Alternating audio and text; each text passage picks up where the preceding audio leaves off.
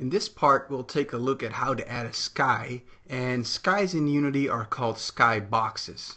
Now in my scene here, I have deleted the terrain and the trees and all that because it slows down capturing a little bit, but for yourself, don't feel obligated to do the same because skies look beautiful when applied when there's a terrain active in the scene. Now, to add a skybox, there's a couple of ways to do this, but first, let's use the most effective way. Go to our main camera and select it.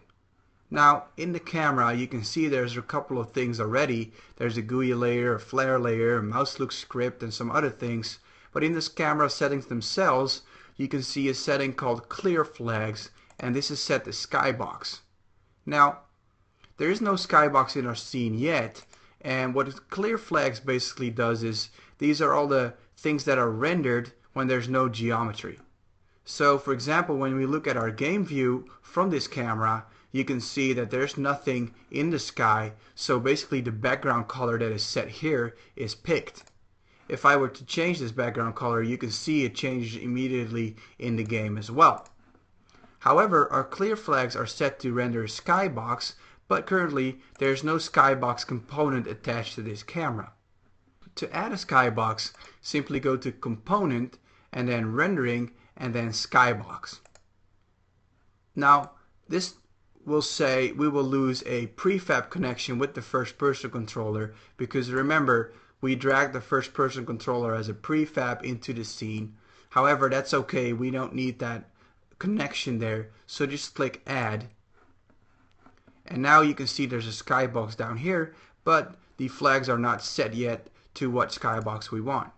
So we can drop down here and there's two skyboxes, blue sky and sunset. Let's click blue sky, and as you can see now there's a skybox in the world. Let's play the game for a second and let me show you exactly how it works. A skybox consists of 6 images because it's the same thing as a box or a cube. There's one for the front, for the right, for the back, for the left, there's one for up, and there's one for down.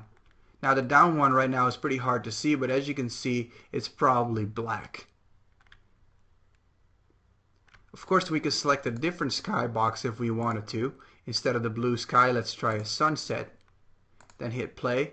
As you can see, the same thing is now happening, except that we don't really want to see this black spot on the bottom. That's why most terrains, or in most games, the terrain actually blocks out the view so that you cannot see the bottom. Now there's also another way to add a skybox to the scene, and that is to go to Edit and then Render Settings.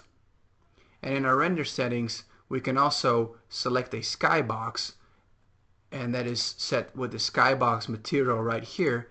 And the difference between doing this and doing it exactly on a camera is because the render settings are applied to all the cameras in the scene. So if you want all the cameras to have the same skybox, then set your skybox here. If you want every camera to be slightly different or to see a different skybox, then do it on your camera or all the other cameras you have in your scene. And that's basically how skyboxes work.